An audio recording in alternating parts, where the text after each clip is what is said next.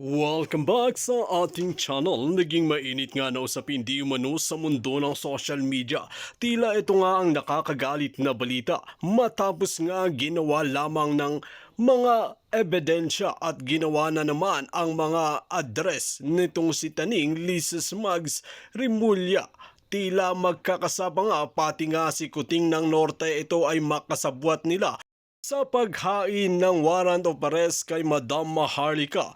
Tila kawawa naman ang nabigyan ng subpina na hindi naman pala si Maharlika. Kaya naman talagang bistado ang galawan ng administrasyon na ito, lalong-lalo na di umano si Lisa Smag, si Taning at si Kuting ng Norte na ito dahil kawawa ang taong mahihirap na tinataniman na lang talaga ng ebidensya. Well mga kaibigan, hindi ka nga talaga makakahain ng warrant of arrest kung hindi naman talaga alam nila kung nasaan yung address mo. Ngunit matatandaan natin na nasa LA nga itong si Madam Maharlika. Ngunit meron nga raw natanggap itong subpina at napermahan pa nga raw ito. Kaya naman bistado ang galawan ni Taning at ni Lisa Smugs na ito. Kaya pala maraming nabibilanggo ng mga inosente dahil kayang-kaya nilang dayain ang mga ebidensya at warrant of arrest. Dito natin mapapatunayan na talagang wala ng kwenta ang batas ng Pilipinas dahil nababayaran na di umano ang mga ito. Kaya nararapat ramang na talagang imbestigahin at pigain ng pigain itong si Katapang, si Rimulya, Lisa Smugs at si Taning na ito dahil sa kagagawan nila na kababalaghan. Well mga kaibigan, para nga sa karagdagang impormasyon, panoorin nga natin ang buong video at kung bago ka lamang sa aking channel, huwag kalimutan i-click ang subscribe button at notification bell para lagi kang updated sa ating mga bagong video. At para sa solid viewers natin dyan, maraming salamat sa walang sawang pagsuporta. Chiko mo sa ito'y malinaw na hindi ito actually para sa akin, para sa inyo ang message na ito, to frighten you, to harass the Filipino people. Okay, umpisahan natin. I think, mga ilang buwan of a month, 2 months, 3 months ago, noong nagyaw-yaw si Tuning na ako daw ay kinasuhan niya na, 'di ba? Inilabas ng PEP at ng Philippine Star. Ito pero wala namang maipakita na mga proper documentation. So puro ngaw-ngaw lang. Number one, na kailangan maintindihan ng bayan na itong kasong cyber libel, okay, na sinasabi ni Tuning against me, na ako daw ay may sinabi sa kaniyang anak, okay? Na kung ano man 'yon na ginawa niya sa kaniyang ano man ang kasinungalingan sa kaniyang sinumpaang kasinungalingan. 'Di ba? Nag-present siya sa korte, sa piskalya actually, ng affidavit of complaint o kaniyang sinumpaang kasinungalingan na may perma ni Tuning. So sa makatuwid, mga kababayan, kung meron siyang ganong sinumpaang salaysay, ay Prada Lucio. Very trending ang alindog. So kung may sinumpaan siyang salaysay, nakasulat doon siyempre kung saan naganap ang aking cyber libel statement. Okay? Saan, kailan, anong oras, anong araw, saang lugar. Okay? Dito sa case na sinasabi ni Tuning na ito ay malinaw na deceitful, pangloloko sa taong bayan. Pinapaniwala kayo na ako ay nag-commit ng isang kasalanan diyan sa Pilipinas na hindi naman ako nakatira sa Pilipinas. Kaya nga, 'di ba, sabi ko nung mga nakaraan, nasaan na yung iyong sabina? Hinahanap ko yung sabina ko, email wala, address, nakatira ako sa Amerika. Mga palangga, hindi ako nakatira, ito nag-send sa akin na palangga, dito sa address na ito, kakatawa 'no? Alam mo, akala nila 'pag naggagawa sila ng ganito, ay masisindak nila ang alindog natin. Lalo tayong mag-iingay at lalo nating intindi sa taong bayan na ito po ang bulok na sistema sa Pilipinas. So dito, kung ito ay legit, granting na ito ay legit, ay hindi gawang rekto dahil mga kababayan, mga palangga ko, wala akong natatanggap na sabina or anything na document from the Pampanga Court. 'Di ba? Kasi isinulat nga ito ng PEP, I think, yeah, last month. Last month.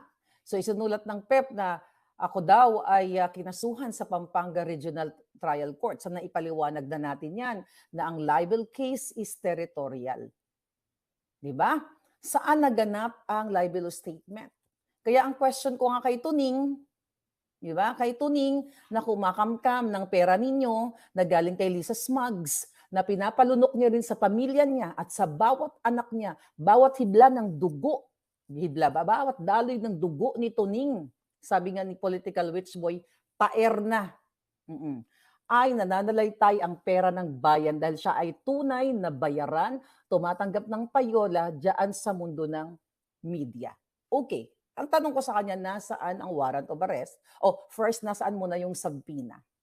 Kasi, ay kung granting, okay na totoo lahat ng mga sinasabi niya dito, granting na ako ay meron akong a libelous statement, which is yung kiniklaim la.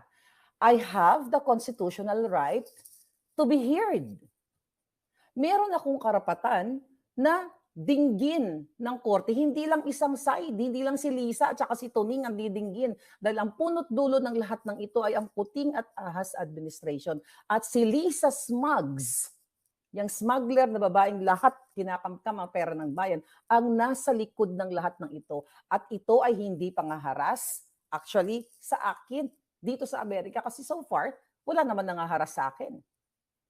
Mga palangga, so far wala nangaharas sa akin. But, if I'm there in the Philippines, that's a totally different story. Why? Hindi lang ito gagawin nila sa akin, palangga. Papagurgur ako ng mga yan. Look at Percy Lapid, di ba? Ngayon, question.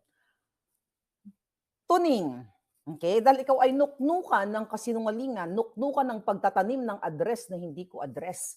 Ngayon, ikaw ang i-discredit ko at isisigaw natin sa buong mundo, sa buong bayan, na ganito kabulok, kaya dapat ikaw sa sekta mo, kung ano mang kinabibilangan mong relihiyon ay tinitiwalag ka dahil ikaw ang punot dulo ng kasinungalingan at paninindak sa taong bayan at dahil ikaw ay funded, back up ni Lisa, ito, mga kababayan, kailangan makita ninyo ang katotohanan na ang ginawa ni Lisa at Tuning ay isang harassment, ay isang deceitful, isang pagtatanim ng kasinungalingan against not only sa akin, but to the rest of you dito sa social media.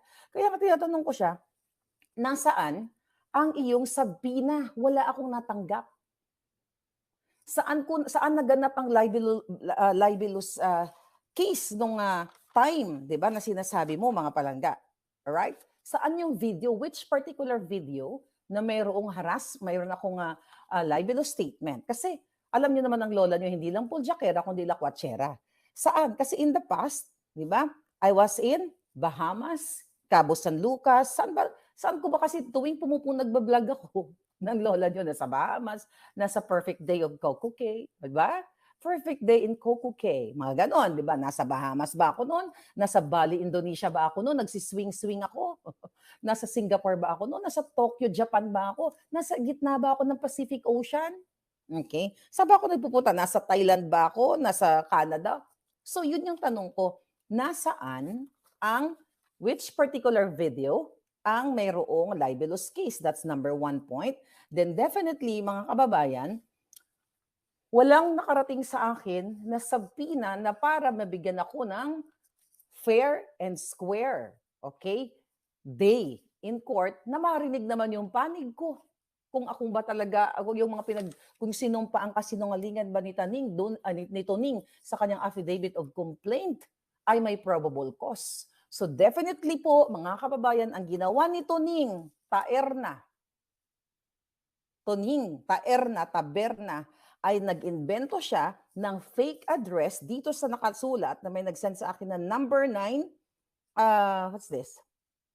Okay, Pasig. Okay, sino ba nakatira dyan? Okay, number 9, Dr. Sixto Antonio Avenue. So, kailangan malaman ng taong bayan, mga kapalangga, ito yung address. Ito may nag-send sa akin. Thank you. Alright? Ito daw, dyan daw ako ang address ko. Yan daw, ewan ko. So, pwede ang nangyari dyan, mga palangga. Dyan sa address na yan, kasi yan pala, ang kalakaran dyan sa maduming bulok na sistema ng ating gobyerno. So, ang ginawa ni Tuning ay nag-invento siya ng fake address diyan sa Pasig na yan, which is hindi ako nakatira. Alam niyo naman siguro, hindi naman kayo siguro syunga mga palangga na I'm living in the United States.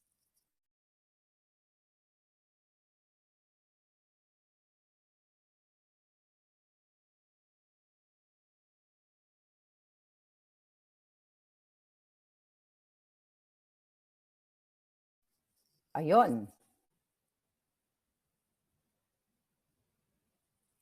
Okay, nawawala palangga. Yan na naman ang mga ano. Okay, so balikan natin. So ang ginawa ni ano, ni Tuning mga palangga ay nag-imbento siya ng address. Bakit siya nag-imbento ng address? Alright? Bakit nag-imbento ang taberna sa utos ni Lisa Smugs ng address? Alright? Kasi para ma-serve itong sabina. Okay?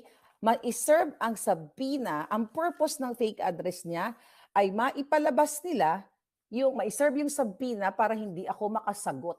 Then pag hindi ako makasagot, kasi nga hindi naman talaga ako nakatira sa Pilipinas, hindi naman talaga ako nakatira sa Pasig. Then dahil ayon kung ito ay totoong pinagsasabi, dahil wala naman ako natanggap talaga na hard copy. So nag-invento o maaring si Tuning at si Lisa Smugs ay nirentahan nila yung number 962 na yon, 62 street na yon sa Pasig City. Nirentahan nila siguro, yan ang kalakaran ng sabi ni Winnie Ineco, delikado yung address. So, kawawa naman yung mga nakatira doon, palangga.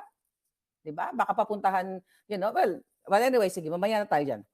So, ang purpose nila para maipadala doon ang sabina kung meron man silang padadala. Okay? Kasi hindi naman ako nakatira doon. So, then kapag walang sumagot, dahil wala naman talagang maharlika na nakatira doon. Dahil nandito ako sa Amerika. So, ang ginawa, kaya naman, ang prosecutor ay nag-release na ngayon ng warrant of arrest kung totoo yan. Kasi ulitin ko, wala pong nakarating sa akin na kahit anong dokumento. So, fake address, ginawa ni Taning at ni Lisa, tamnan natin si Maharlika or pwedeng sinabi nila, rentahan natin yung number 962 na yan para ito ay magiging panakot sa mga tao sa Pilipinas na hindi na po kayo magsalita against sa bulok, sa jutang dinin ng gobyerno ni Kuting at Ahas.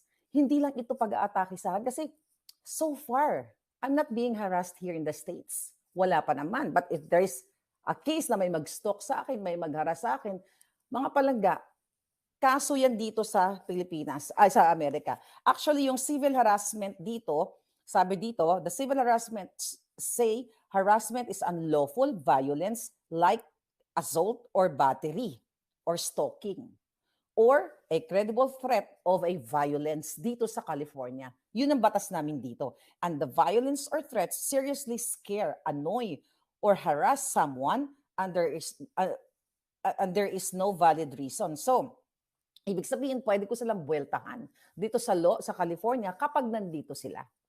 Okay? So far, wala pong harassment. Just to let you know, yung mga nag-aalala sa akin, walang harassment pang nagaganap sa akin. Magkakaroon lang ng harassment, actually hindi lang harassment. Pag umapak ako sa Pilipinas, hindi lang po ito ang gagawin nila sa akin. Baka yung mga luggage ko, utusan ni Lisa ng lagyan ng bomba para ma-declare akong terorista. Yan ang pinaka-extreme na kayang gawin ni Lisa Smugs. Yan ang kailangan malaman ng taong bayan na ang ginawa ni Tuning Taberna, Anthony Tuning Taberna na ubod ng sinungaling, ubod ng makasalanan sa Diyos. Huwag mong gagamitin ang Iglesia ni Cristo na mga matitinong sumasamba sa Diyos. Ikaw ang tunay na sumasamba sa demonyo. Why? Gumawa ka ng fake address for the purpose of ma-deliver kunyari ang sabina. Then, syempre, hindi ako sasagot. Hindi naman ako taga-Pilipinas eh.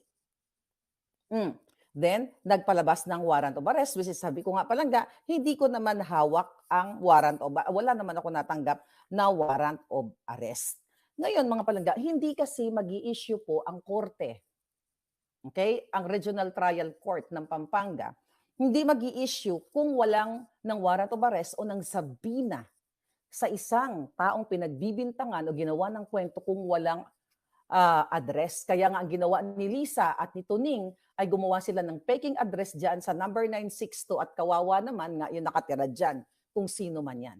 So gumawa sila, mga palangga, para nga lang maisakatuparan nila yung warrant of arrest. The reason why kailangan nila ang address sa Pilipinas ilagay kasi nga 'pag nakita ng presiding judge, ng abogado na, "Oh, yung kinakasuhan mo ay taga Los Angeles."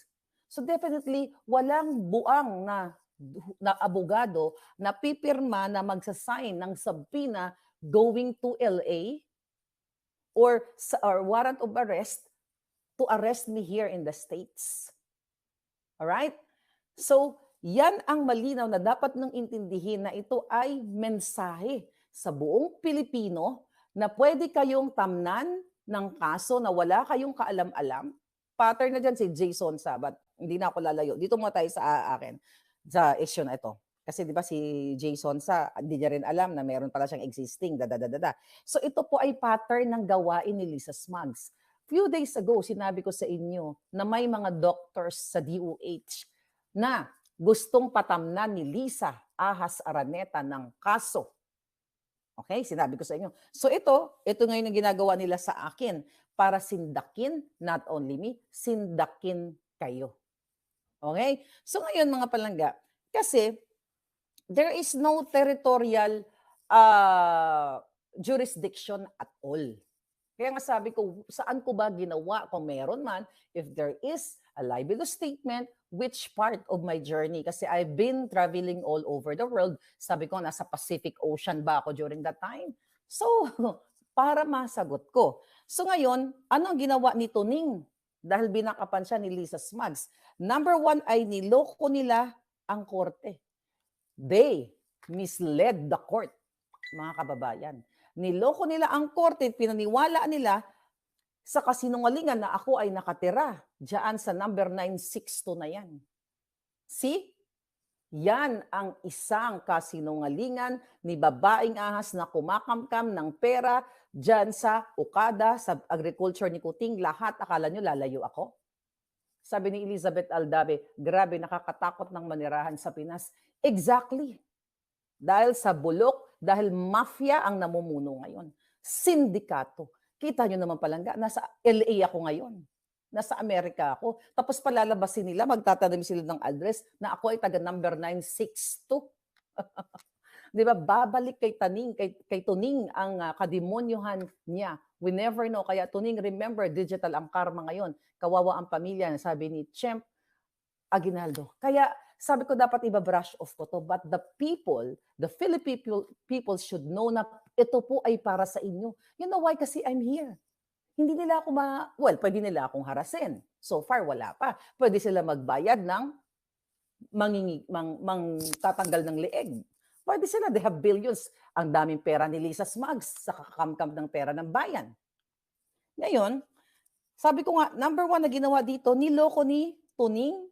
Dahil binakapan siya ni Lisa, hindi natin alam, pero kasi ang korte, hindi naman kasi pupunta yan doon sa bahay. Sigurado ba na si Maharlika ay nakatira sa number 962 na yun? Sabi ni Claret Santos, yung fake address is commercial space sa Google. O see?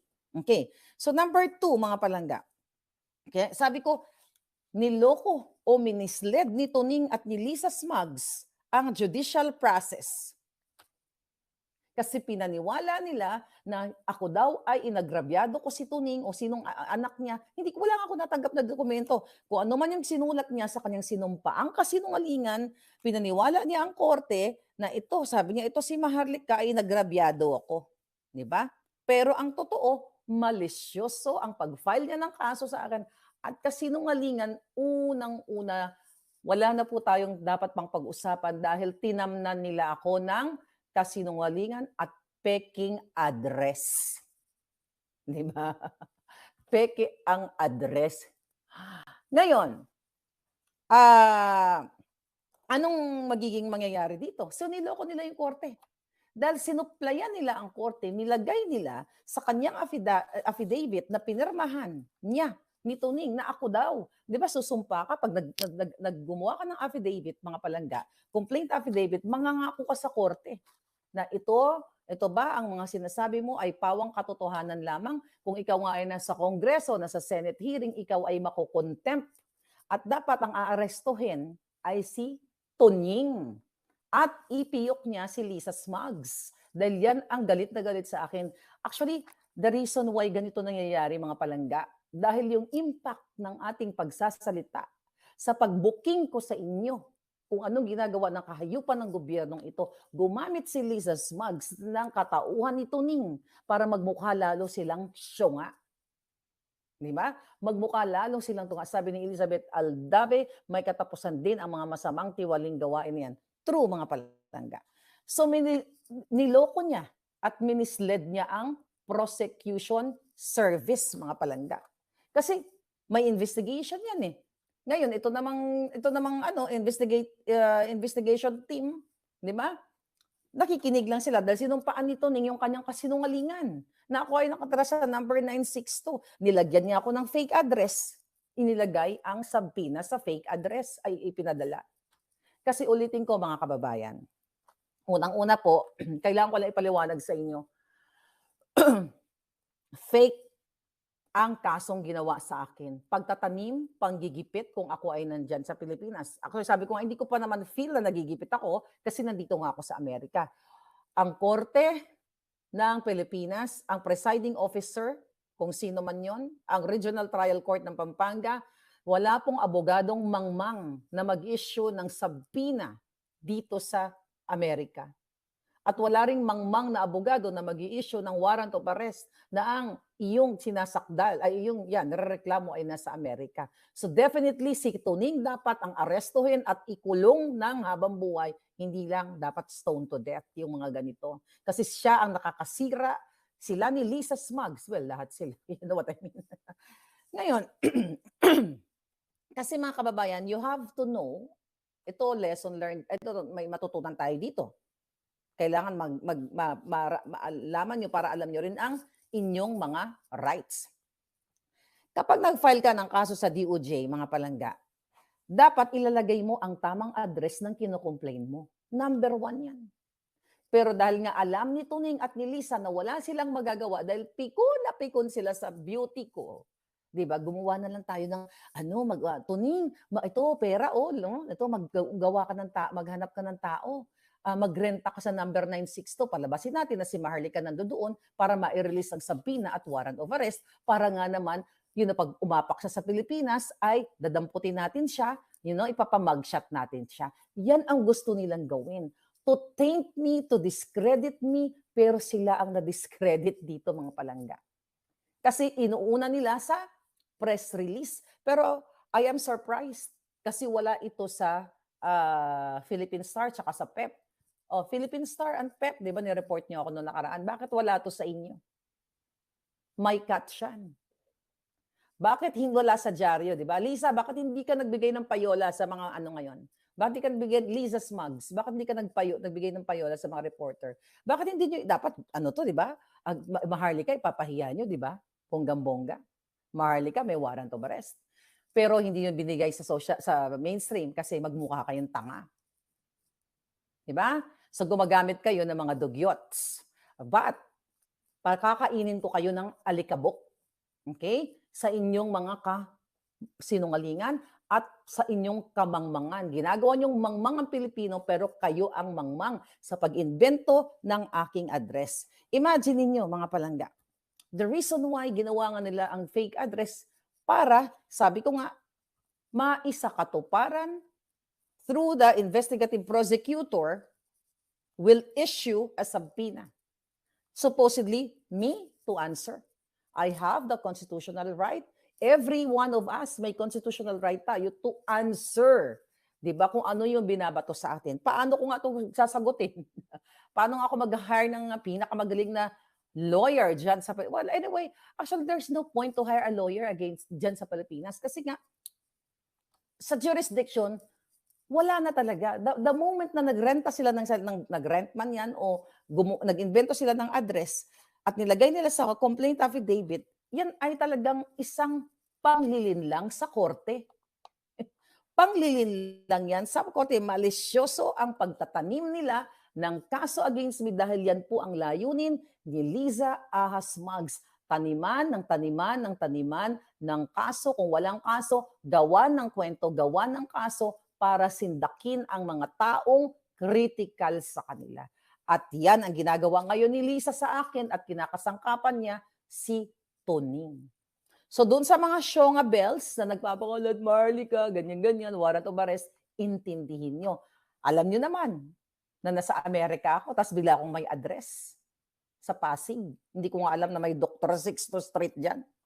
Ngayon, mga palangga, kung hindi kasi napadala yung asabina, di ba? Kasi kung hindi napadala at hindi ko natanggap, mga kababayan, syempre, talagang kung ako'y nasa Pilipinas, kunyari lang, assuming, granting ako'y nasa Pilipinas, kung hindi ako pinadala, hindi ko natanggap dahil iniba yung address, gumawa ng address, di ba? Pwede ko silang failan. Pwede akong pumunta din sa korte na wala akong natanggap. Ginawa nila ako ng kwento, hindi ito ang address ko, di ba? Ngayon, the reason why ginawa nila ito mga palangga, dahil ayaw nila akong bigyan ng chance to hear my side. At magbuka silang katawa-tawa na nagpadala sila ng sabina at warrant of arrest sa isang Amerikana. 'Di ba? Sa isang Amerikana. O tandaan natin, may mga nababasa ako dati-dati pa, mga extradite daw. Okay, extradition treaty, basic lang.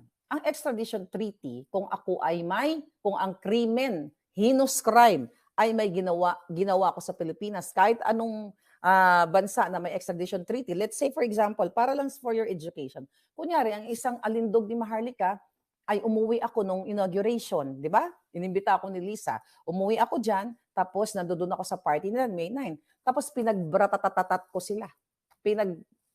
Pinag-tuturba ko sila, pinagaganon ko sila lahat. Tapos tumakas ako, pumunta ako ng bansa ko na dito sa Amerika kasi dito ako nakatira. Dito ang pamilya ko. Dito ang buhay ko.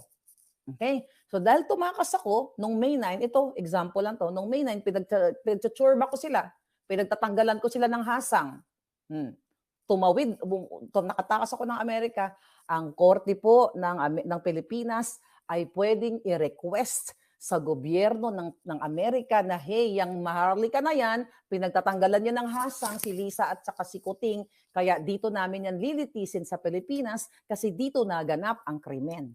In my case, darling, ika nga lang, order of the court, dapat pa abogado ko eh.